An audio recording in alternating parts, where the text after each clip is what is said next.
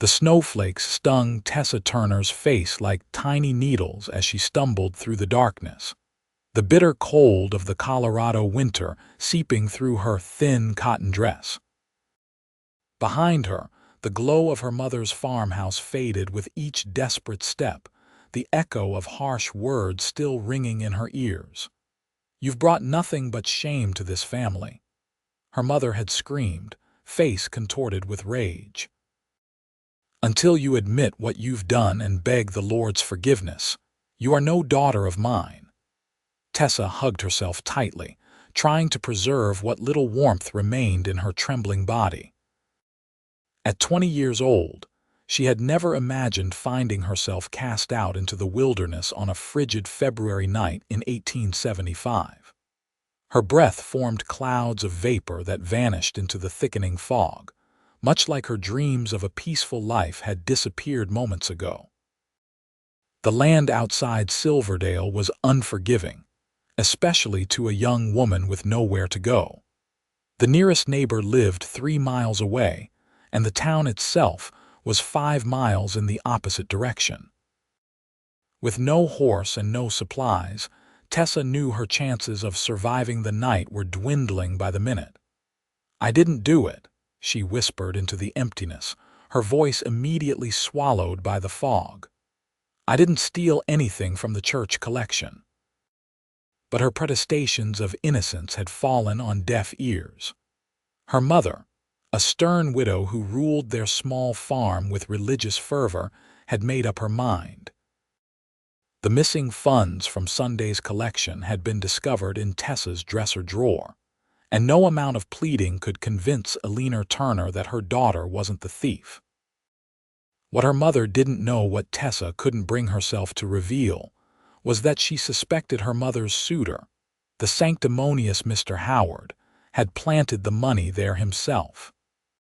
He had made advances toward Tessa for months, and after her latest rejection, his eyes had hardened with a promise of retribution.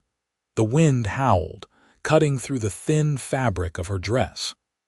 Tessa had been given no time to grab a coat or shawl before being pushed outside. Her fingers were already losing feeling, and the cold burned her lungs with each desperate breath. After walking for what felt like hours but was likely only 20 minutes, Tessa stumbled. Her knees hit the hard ground, sending shocks of pain up her legs. Tears froze on her cheeks as she tried to rise, only to collapse again. "Please," she whispered, though to whom she was praying she wasn't certain. "Please help me." The night was silent except for the whistling wind. Then, through the veil of fog and her own despair, Tessa heard it, the rhythmic sound of hoofbeats. At first she thought her mind was playing cruel tricks, but the sound grew louder, more distinct. Gathering what little strength remained, Tessa called out, her voice cracking, "Help! Please, is someone there?" The hoofbeats slowed, then stopped. For a moment there was nothing but the sound of her own ragged breathing. Then a shape materialized in the fog, tall and imposing on horseback, a silhouette that seemed more apparition than man. "Who's there?" A deep voice called out, wary yet concerned. "Please," Tessa managed, trying to stand again only to find her legs had betrayed her. "I need help." The figure urged his horse forward, emerging from the mist like a specter. As he drew closer, Tessa could make out a broad-shouldered man atop a magnificent black stallion. His face was partially obscured by a bandana pulled up against the cold, and a wide-brimmed hat cast shadows over his eyes. Without hesitation, he dismounted in one fluid motion, his spurs jingling as his boots hit the ground. Approaching cautiously, he knelt beside her. "Miss, are you hurt?" His voice was low and gentle, at odds with his intimidating appearance. When he pulled down his bandana, Tessa found herself looking into the most piercing blue eyes she had ever seen, set in a face weathered by sun and wind yet undeniably handsome. I'm cold," she managed through chattering teeth. "My mother, she forced me out." Understanding dawned in his eyes, followed by something harder anger, perhaps, though not directed at her. Without another word, he shrugged off his heavy duster coat and wrapped it around her shoulders. "Name's Ryder Young," he said, helping her to her feet with surprising tenderness. "Let's get you somewhere warm before you freeze to death." Before Tessa could respond, he had lifted her into his arms as if she weighed nothing at all, then placed her carefully atop his horse.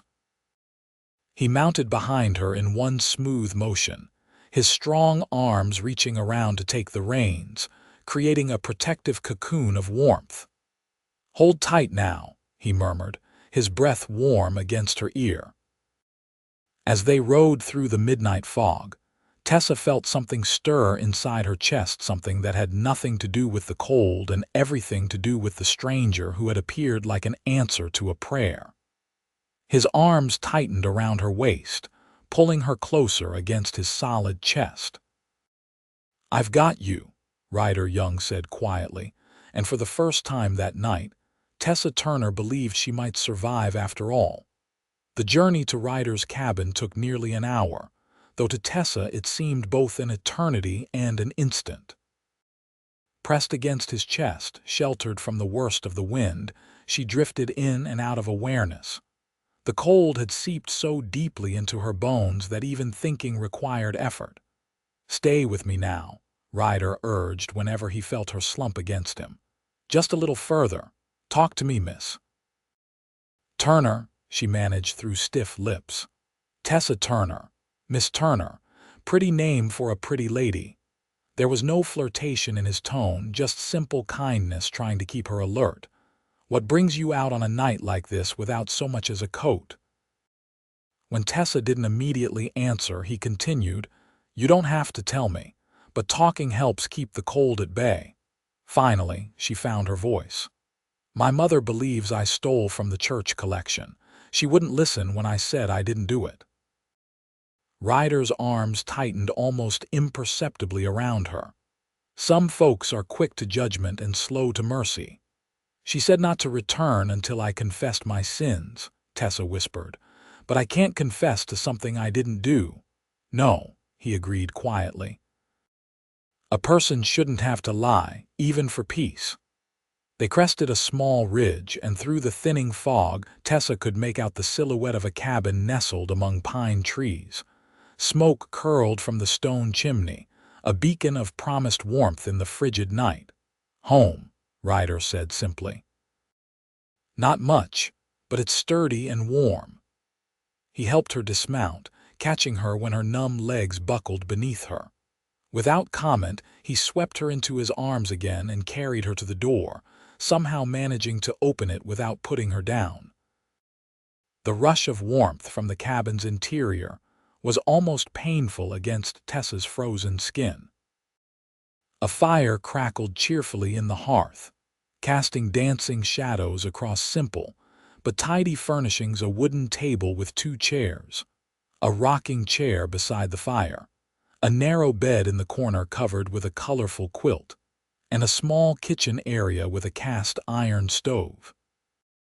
Ryder placed her gently in the rocking chair closest to the fire. "I need to see to my horse, but I'll be quick. Don't try to warm up too fast, it can be dangerous. Just let the heat come to you gradual-like." True to his word, Ryder returned within minutes, bringing a gust of cold air that made Tessa shiver anew. He hung his hat on a peg by the door, revealing thick dark hair that curled slightly at the nape of his neck. Without his coat and hat, he seemed less imposing but no less powerful, broad-shouldered and lean-hipped, with movements that spoke of contained strength. He busied himself at the stove, returning shortly with a steaming mug that he pressed into her hands. "Drink this. It's just coffee with a touch of honey, but it'll warm you from the inside." The mug's heat was painful against Tessa's frozen fingers, but she welcomed the discomfort as sensation began returning. She took a tentative sip, the sweet, hot liquid feeling like life itself as it coursed down her throat. "Thank you," she murmured, suddenly aware of how strange her situation was. Here she sat in a strange man's cabin, miles from anywhere, dependent entirely on his kindness. Yet oddly, she felt no fear. "I don't know what would have happened if you hadn't come along." Ryder's expression darkened momentarily as he crouched before the fire, adding another log. "No need to think on that. You're safe now." "Do you live here alone?" Tessa asked, looking around the cabin. It was clearly a man's dwelling, but neatly kept. He nodded. "Just me and Thunder, that's my horse. I work for the Walker Creek Ranch most days, but I prefer my own company at night." A slight smile softened his features. "At least until tonight." As warmth slowly returned to her body, Tessa became uncomfortably aware of her disheveled appearance. Her dress was damp from snow, her hair falling from its pins, and she could only imagine how wild-eyed she must look. As if reading her thoughts, Ryder stood and moved to a trunk at the foot of his bed. "I have some spare clothes. They'll be too big, but they're dry." He pulled out a flannel shirt and a pair of wool trousers. "You can change behind that screen there. I'll step outside to give you privacy." "You don't have to go back into the cold. I need to check the perimeter anyway. Take your time." When he'd gone, Tessa gratefully peeled off her damp dress. The men's clothing hung comically large on her frame, but the flannel was soft against her skin, and the trousers, cinched with a length of rope, were warm and dry. She found a comb on a small shelf and did her best to bring order to her tangled hair. Ryder knocked before re-entering, a gesture of respect that touched her. He paused when he saw her, something unreadable flickering in his eyes. "Better?" he asked, his voice slightly rougher than before. Tessa nodded, suddenly shy. "Much, thank you." He moved to the kitchen area, pulling down a cast iron skillet. "You need to eat something. Nothing fancy, just beans and bacon." "You don't need to. When was the last time you ate?" he interrupted gently. Tessa realized with surprise that she couldn't remember. "This morning, I think." "Then you're eating," he said simply, already slicing bacon into the pan. As he cooked, Ryder asked casually, "Do you have somewhere to go tomorrow? Friends or family who might take you in?" The question brought reality crashing back. Tessa stared into the fire, trying to keep her voice steady. "No, my father died 2 years ago. It's just been my mother and me since then. We don't have relatives nearby, and—" She trailed off, realizing how truly alone she was. "The neighbors might help, but they're my mother's friends more than mine." Ryder was quiet as he spooned beans and bacon onto 2 tin plates. He handed one to Tessa along with a fork. "Eat. We'll figure something out in the morning." They ate in companionable silence. The simple food was delicious to Tessa's hungry stomach, and by the time she finished, exhaustion was overtaking her. She tried to stifle a yawn but failed. "Take the bed," Ryder said, gathering their empty plates. "I'll sleep by the fire." "I can't take your bed," Tessa protested. "You can and you will," he replied, his tone gentle but brooking no argument. "You've been through enough tonight without sleeping on the floor." Too tired to argue further, Tessa made her way to the narrow bed. The quilt was handmade, she realized as she slipped beneath it, wondering briefly who had crafted it. From the rocking chair, Ryder spoke softly. "Rest easy, Miss Turner. You're safe here." As sleep claimed her, Tessa's last thought was that she believed him completely. Morning arrived with golden light streaming through the small cabin windows. Tessa woke slowly, momentarily disoriented by unfamiliar surroundings. The events of the previous night came rushing back as she spotted Ryder at the stove, his back to her as he quietly prepared breakfast.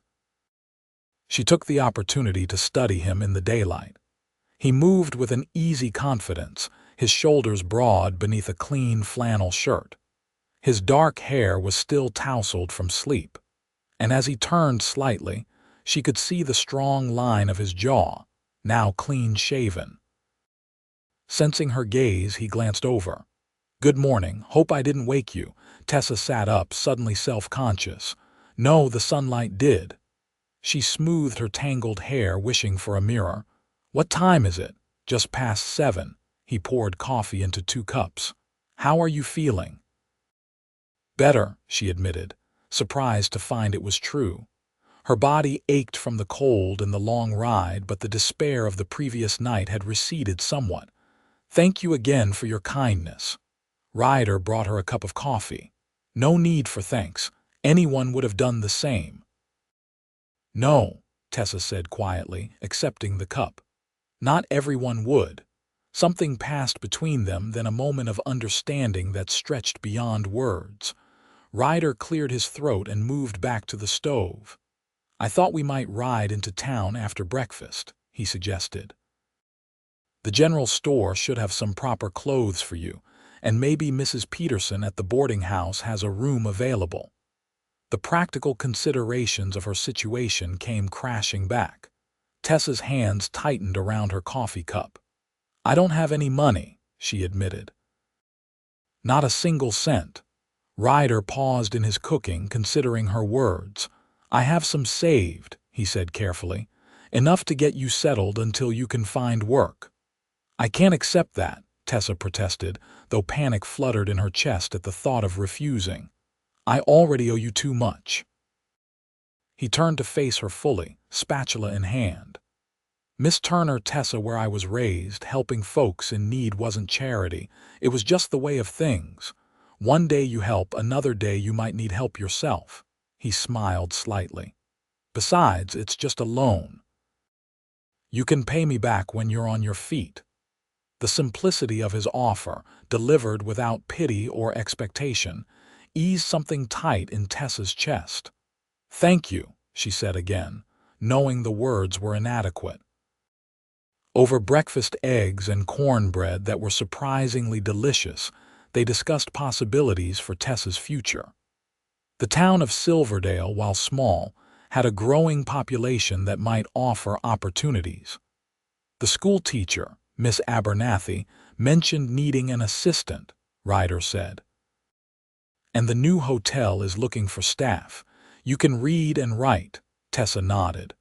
My father insisted I receive a proper education. I can keep accounts as well. That's valuable, Ryder said approvingly. More valuable than most folks realize out here. After breakfast, they prepared to ride to town. Tessa reluctantly put her still damp dress back on, unable to appear in public in men's clothing. We'll be in town in less than an hour, Ryder assured her, helping her onto Thunder. First stop will be dry goods for proper attire. The ride to town was vastly different from the previous night's journey.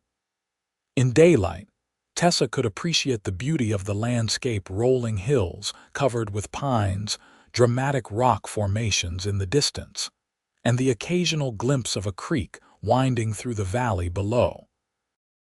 She also became increasingly aware of Ryder's physical presence behind her. Each time the horse navigated difficult terrain, his arms would tighten briefly around her waist. The solid warmth of his chest against her back was both comforting and disconcerting in ways she didn't quite understand. That's Silverdale, Ryder said as they crested a hill, pointing to a collection of buildings nestled in the valley below.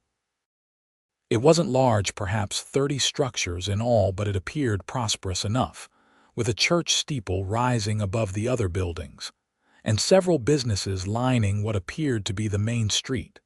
As they rode into town, Tessa felt eyes upon them.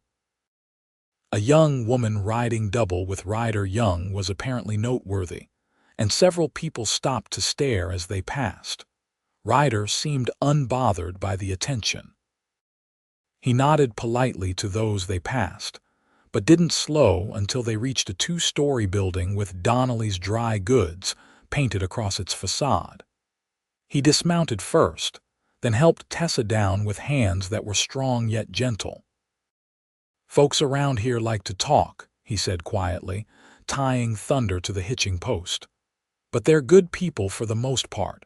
Still, it might be easier if we don't advertise the full circumstances of how we met. Tessa nodded, understanding his meaning. A young, unmarried woman spending the night in a bachelor's cabin would fuel gossip for months, regardless of how innocent the situation had been. Inside the store, a bell jangled as they entered. A plump woman with gray streaked hair looked up from behind the counter, her eyebrows rising slightly at the sight of them together. "Ryder Young," she greeted, her gaze moving curiously to Tessa. "Don't often see you in town on a weekday." "Mrs. Donnelly," Ryder tipped his hat. "This is Miss Turner. She's new to town and in need of some essentials." Mrs. Donnelly's expression softened as she took in Tessa's disheveled appearance. "Well now, welcome to Silverdale, Miss Turner. Let's see what we can do for you." The next hour passed in a blur of fabrics and fittings. Ryder excused himself to attend to other business, leaving Tessa in Mrs. Donnelly's capable hands. The shopkeeper proved both efficient and discreet, helping Tessa select 2 serviceable dresses, undergarments, a warm coat, and various toiletries without asking uncomfortable questions about her circumstances. When Ryder returned, Tessa was transformed, dressed in a simple blue calico dress that complemented her hazel eyes, her brown hair neatly pinned, and her face freshly washed. She saw something flicker in his expression as he took in her appearance, though he quickly schooled his features.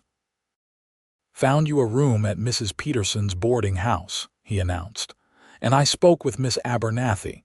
She'd like to meet you this afternoon about the teaching assistant position." "Already?" Tessa couldn't hide her surprise. "How did you manage that so quickly?" A hint of a smile played at the corners of his mouth. Small towns have their advantages.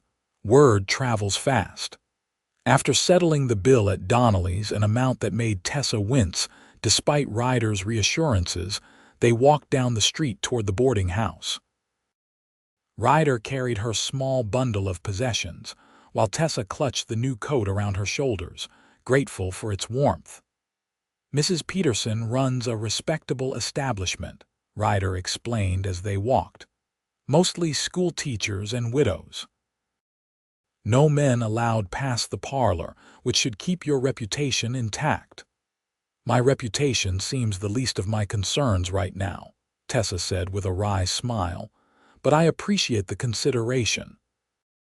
They passed the local saloon, where a group of cowboys were already gathered despite the early hour. One called out to Ryder, who raised a hand in acknowledgement but didn't slow his pace.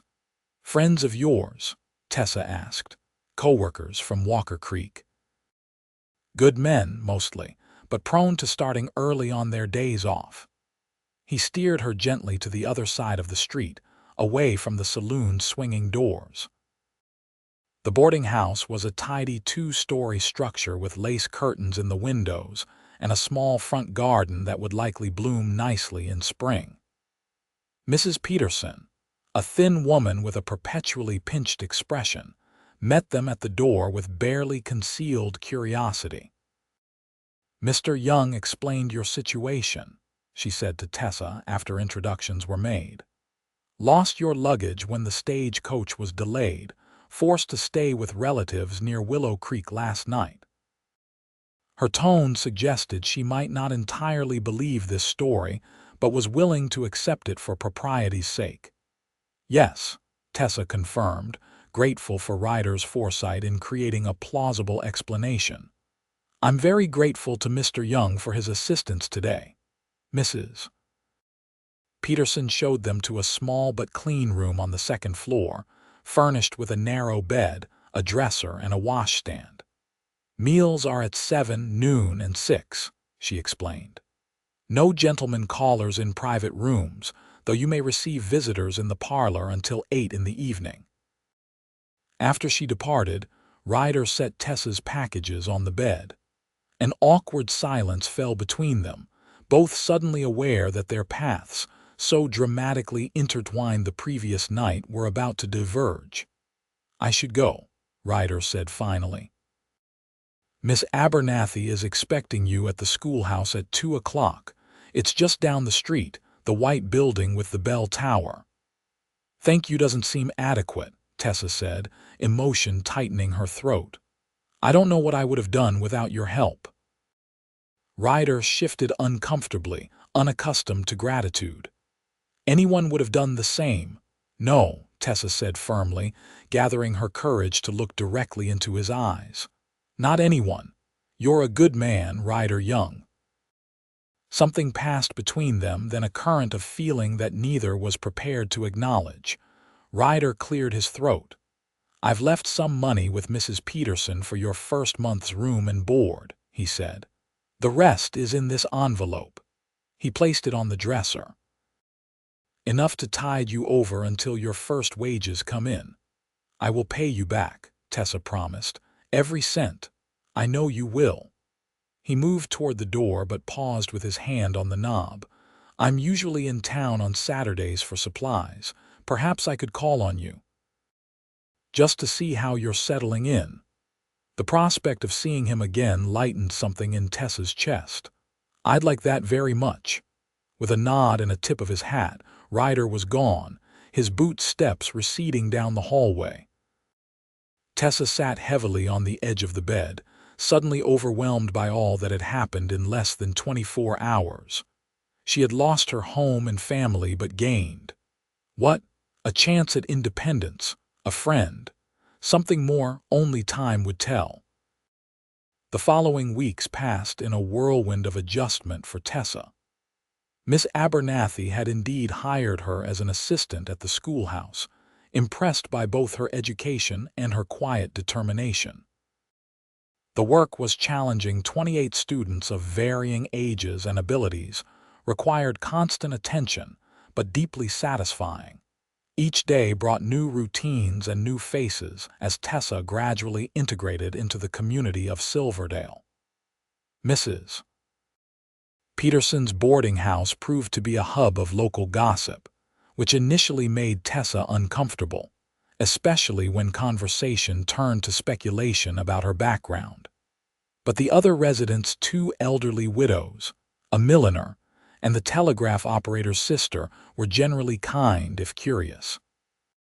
True to his word, Ryder called at the boarding house the Saturday following their arrival in town. He appeared at the parlor door looking uncharacteristically formal in a clean shirt and string tie, his hat held awkwardly in his hands. "Miss Turner," he greeted her, nodding politely to the widows who pretended not to eavesdrop from across the room. "I trust you're settling in well." Their conversation that day had been stiff, constrained by the presence of others and the formality of the setting. But as the weeks passed, and his Saturday visits became regular, they developed an easy rapport that gradually deepened into friendship. Often they would walk through town together, Ryder seemingly oblivious to the curious glances and whispers that followed them. Sometimes they sat in the boarding house parlor, talking quietly about books they had read or Tessa's experiences at the school. Occasionally, if the weather permitted, they would stroll to the small park at the edge of town, where they could speak more freely away from prying ears. It was during one such walk, nearly a month after her arrival in Silverdale, that Tessa finally shared the full story of what had happened the night Ryder found her. "My mother's suitor, Mr. Howard, had been making unwanted advances for months," she explained as they sat on a bench beneath a budding oak tree. "When I threatened to tell my mother, he warned that no one would believe me over him. He's a deacon at the church, respected in the community." Ryder's expression darkened, his hands clenching into fists before he consciously relaxed them. "And you believe he planted the missing money in your room?" Tessa nodded. "I'm certain of it. He was at our house earlier that day for dinner. He must have done it then, knowing it would turn my mother against me." "Have you written to your mother, explained what happened?" "I tried," Tessa said, the pain still fresh. "The letter was returned unopened. She won't even read my words." Ryder was quiet for a long moment. "Some hurts run too deep for words to heal right away," he finally said. "Give her time." His gentle understanding brought tears to Tessa's eyes. "Thank you for listening. I haven't been able to tell anyone else." "I'll always listen," Ryder said simply, his blue eyes holding hers with an intensity that made her heart quicken. As spring bloomed across the Colorado landscape, so too did the feeling between Tessa and Ryder. Neither spoke of it directly, but it manifested in small ways, his hand lingering when he helped her over a puddle, her pulse quickening at the sight of him waiting on the boarding house porch. The way their conversations flowed ever more easily, revealing more of themselves to each other with each passing week. Tessa learned that Ryder had come west from Pennsylvania as a boy of 14, working cattle drives and ranch jobs across the territory, before settling in the Silverdale area 5 years earlier. He spoke little of his family, only that his parents had died of fever when he was young, and that he had been raised by an uncle who taught him to ride and rope. In turn, Tessa shared stories of her father, a gentle man who had encouraged her love of books and learning, and of her life before his death, a life that had been relatively happy, until consumption claimed him, and transformed her mother from a loving parent into a bitter, fearful woman dominated by religious guilt. "She wasn't always so harsh," Tessa explained one evening as they watched the sunset from the church steps. "Father's death changed her. She became convinced it was punishment for some failing in her faith." Ryder nodded thoughtfully. "Grief does strange things to people. Makes them reach for whatever seems solid, even if that's a harsh version of religion." His insight surprised her. "You understand more than most would." "I've seen my share of loss," he said simply, "and how folks handle it for better or worse." As April turned to May, Tessa began to make a genuine place for herself in Silverdale. Her work at the school earned her the respect of parents and the affection of students. She joined the Ladies' Aid Society, helped with the church social, and even began tutoring the saloon-keeper's daughter in reading during her free time, a somewhat controversial choice that nevertheless endeared her to some of the town's less conventional residents. Through it all, Ryder remained her steadfast support, though his ranch work kept him busy from sunup to sundown most days. Their Saturday meetings became the anchor of Tessa's week, and she found herself counting the days between their encounters. It was on a particularly beautiful Saturday in late May when everything changed. Ryder had suggested a picnic by the creek that ran just outside of town, and Tessa had eagerly agreed, packing a basket with bread, cheese, and apple tarts provided by Mrs. Peterson, who had grown surprisingly supportive of their friendship. The day was perfect sunshine filtering through the cottonwood trees, wildflowers dotting the creek bank, a gentle breeze carrying the scent of pine from the distant hills. They ate and talked and laughed, more relaxed in each other's company than either had been with anyone in years. As the afternoon waned, they walked along the creek bank. Ryder was uncharacteristically quiet, seemingly wrestling with some internal debate. "Is something wrong?" Tessa finally asked, concerned by his silence. He stopped walking, turning to face her directly. "No," he said, then reconsidered. "Yes, maybe, I don't rightly know." Tessa waited, giving him time to collect his thoughts. "I've been offered a job," he finally said. "Foreman position at a ranch near Denver, twice the pay of what I make now. The owner's getting on in years, looking for someone to eventually take over running the place." "Ryder, that's wonderful," Tessa exclaimed, though her heart constricted painfully at the thought of him leaving. "Is it?" He studied her face intently. "It would mean leaving Silverdale, leaving—" He trailed off, but his meaning was clear. "When would you go?" Tessa asked, trying to keep her voice steady. "End of the month if I go." If Ryder took a deep breath. "Tessa, these past months getting to know you, it's been the best time of my life. I find myself thinking about you when we're apart, looking forward to Saturdays like a schoolboy counting days till Christmas." Tessa's heart hammered in her chest as Ryder took her hands in his. "I don't want to leave," he continued, his voice growing more certain with each word. "Not unless you'd consider coming with me, as my wife." The world seemed to stop. Tessa stared at him, momentarily unable to form words. Misinterpreting her silence, Ryder's confidence faltered. "I know it's sudden. I know I don't have much to offer yet, but I swear to you I'd work every day to make a good life for us, to be worthy of you." "Ryder," Tessa finally managed, her voice thick with emotion, "you already are worthy. You have been since the night you rode through that fog and pulled me close." Hope dawned in his eyes. "Is that a yes?" Instead of answering, Tessa stepped forward and for the first time pressed her lips to his. The kiss was gentle at first, then deepened as Ryder's arms encircled her waist, drawing her closer. When they finally parted, both were breathless. "Yes," Tessa whispered, her hand still resting on his chest. "Yes, I will marry you." Their wedding took place 2 weeks later in the Silverdale church. The ceremony was simple but beautiful, with wildflowers decorating the small sanctuary and most of the town in attendance. Miss Abernathy served as Tessa's maid of honor, while Ryder's foreman from Walker Creek Ranch stood as best man. If anyone in town questioned the swift courtship, they kept their doubts to themselves. Something about the way Ryder and Tessa looked at each other silenced even the most dedicated gossips. Following the ceremony, they departed for Denver and their new life together.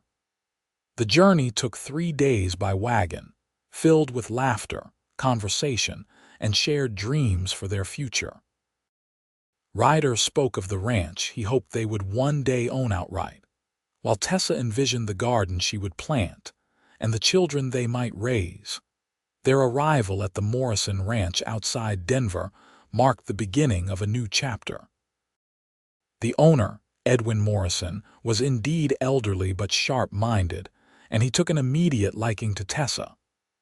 The foreman's house, while modest, was solidly built with 2 bedrooms, a comfortable living area, and a kitchen that made Tessa's heart sing with possibilities. Life settled into new patterns. Ryder proved himself an exceptional foreman, respected by the ranch hands and trusted by Mr. Morrison. Tessa found her place as well, taking over the ranch's accounts, which had been neglected, and eventually starting a small school for the children of the ranch workers. 3 months after their arrival, a letter arrived addressed to Tessa. She recognized her mother's handwriting immediately and opened it with trembling hands. "My dearest daughter," it began, the endearment bringing tears to Tessa's eyes.